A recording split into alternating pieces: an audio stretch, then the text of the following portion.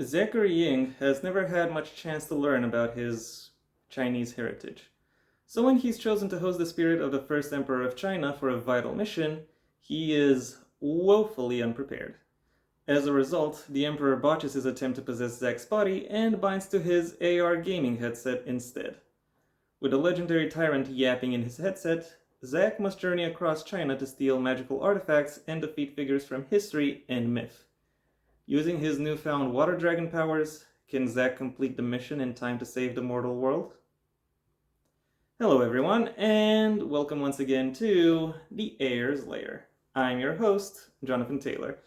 Today's video, as you might have been able to guess up until now, will see me return to Shiran Jai Zhao's bibliography, though not with the sequel to Iron Widow, even though at the time of this video's production that book has been out for a few weeks now, but rather with the somewhat interesting sidestep that this author has taken over the course of their career.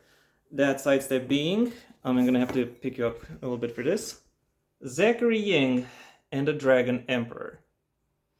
Cool looking cover, by the way. And now to set you back down.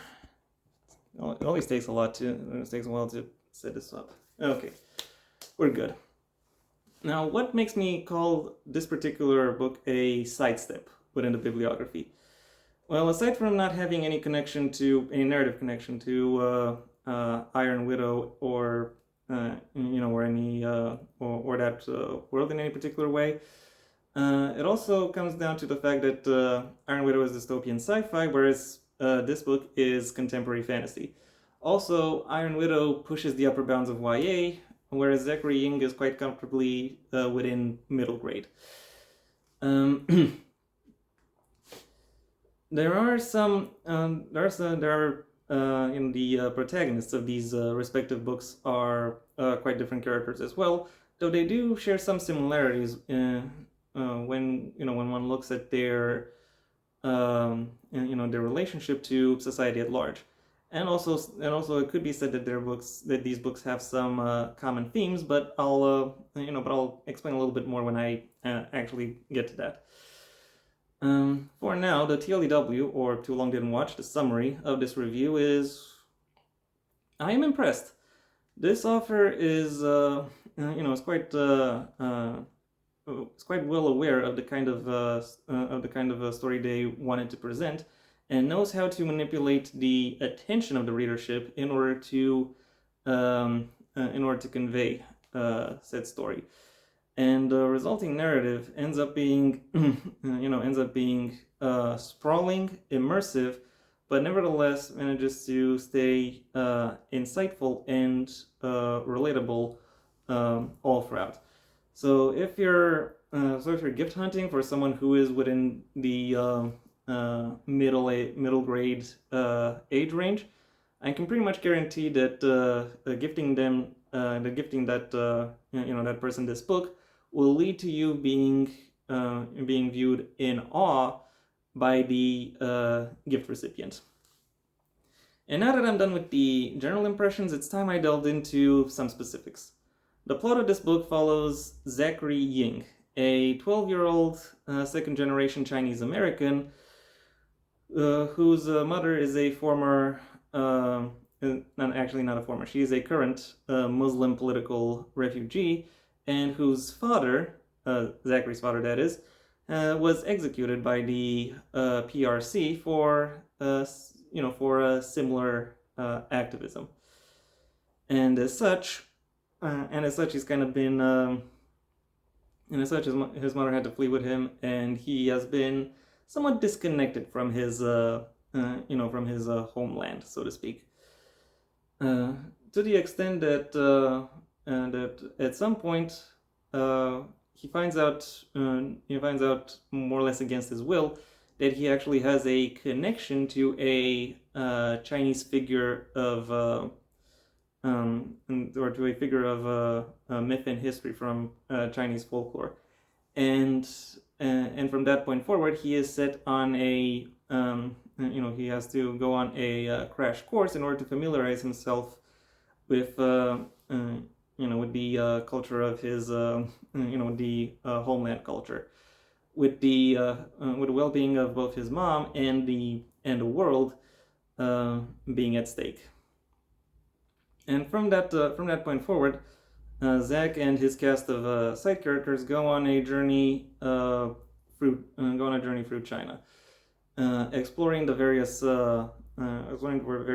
plot mechanics, how the magic system works, and getting to know a cavalcade of intriguing locations and characters, and all the while getting to learn not just the not just the intricacies of the of folklore, but also but also the fact that there is a surprising degree of diversity, of variety within China, and that it actually ends up being a more or less a land of contrasts underneath the apparently Unitarian umbrella and identity that is projected outside of the nation.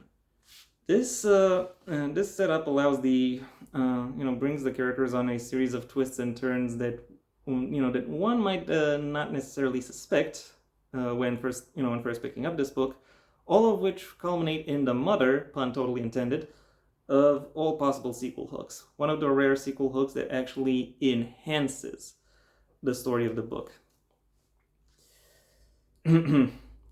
However, that being said, this book isn't all plot. Even though the plot itself is quite good, I've already hinted that there are plenty of more there are other interesting aspects to it. For example, with the world building, it has a somewhat unique, okay, maybe not unique, but distinctive relationship between the mundane and the supernatural. They are connected in a way that I have seen before in other forms of media, but it is still somewhat rare, and it is used quite effectively to enhance the themes of this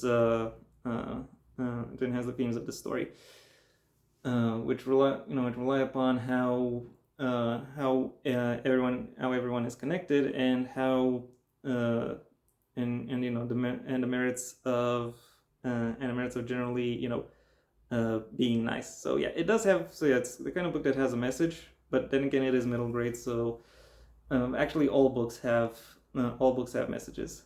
However, certain messages are a bit more prominent in in books directed towards certain audiences, and within that message, and within this book's message about the importance of recognizing variety, there is a lot to be there is a lot that goes into that, in exploring the conflicts that the various supernatural figures the various supernatural figures have towards each other, and what exactly it is about their previous dealings that really motivates that. Besides the look into the supernatural aspects of this book, the look into the into the mundane world, into regular China, also has quite a few surprises in store for the audience. Zach, as I've already mentioned, is part of China's Muslim minority, and plenty of other characters who surround him are part of other such minority groups, and all of that once again feeds into that idea of variety, and perhaps a little bit more broadly, how politics in general influence the lives of the people within a society, and how that shapes their views and their understanding of themselves. It is it is to that extent a quite an interesting quite an interesting story to actually actively delve into, especially when you look at especially when you look at all of the things that are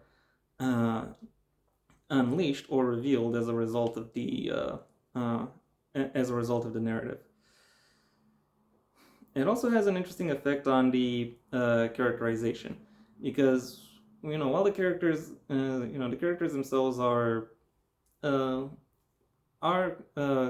quite interesting in how they are realized in a vacuum, but also this book is quite clearly not written nor does it take place in a vacuum. There is a distinct and pronounced element of interactivity between the various people involved, and a national superstructure that that is quite cleanly built up and established over the course of this book, allowing everyone to have some level of connection to each other, even if only through their relation to this third party, even though they have edges that would otherwise bristle against each other.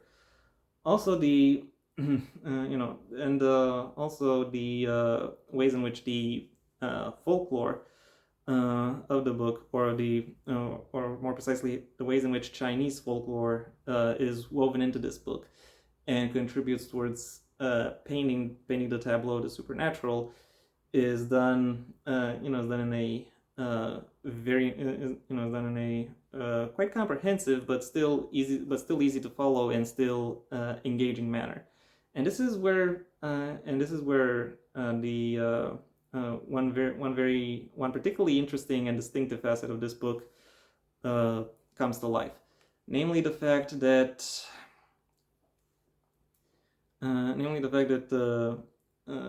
the magic system of this book relies on a reciprocal relationship between the mundane and the supernatural, and because these supernatural characters all stem from folklore, all of their abilities and characteristics are also derived from folklore. So they aren't necessarily the historical figures, but they are composites of these historical figures. They represent the common understanding of who these people actually are, which in turn strengthens not just the message of about the importance of variety, about diversity, and about individual value, but also about the importance of legacy and the importance of working within and alongside this a larger social group.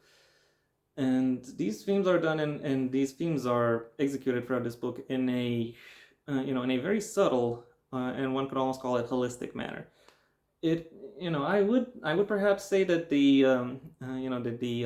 exploration could have been could have gone at least one level deeper. However, I think for this book's target audience, it is executed quite well, and it will give them something to think about, something to consider as they read through it. Overall, in spite of some aspects of this book that I don't really think gel as effectively as they could have, this action adventure tale manages to present an intriguing and captivating world with a level of focus and grace that allows its messages and its meaning to shine through and hold the attention and excitement of really any potential reader it would come across. This is not just a middle grade book. Even though it is marketed towards that market research, it is simply a good book with a very strong narrative. One that I think is capable of captivating any audience. My final rating for Zachary Ying and the Dragon Emperor is a 4 out of 5. And that was my review. Thank you for your attention. If you enjoyed it, well then please like the video, maybe even share it wherever you think other people will also like the video. If there is anything you'd like to add, either to the book itself or to my review of it, that's what the comment section is for. And if you want to see when my next video gets released, well then please subscribe. And ideally also ring the bell or do whatever else YouTube will ask of you in order to keep you notified. My books, the first of my own Heir to the Empire series, The Next Generation and A Path Not Taken, are available at various book retailers under their respective master links in the description down below, right past my social media links, which I suggest you check out should you choose to. I also have a second channel where you can hear me talking about movies, video games, TV shows, or other forms of narrative media outside of the printed word. If you want to hear more about my thoughts on the printed word medium, then I suggest you stay on this channel and go through my extensive backlog of book reviews, writing advice, and miscellaneous connected topics. If none of those prospects interest you, then I suggest you go ahead and do whatever you want with the rest of your day, because it is your day after all. And yeah, that was all I had to say. So, until next time, I am Jonathan Taylor, and this has been the Heir's Lair.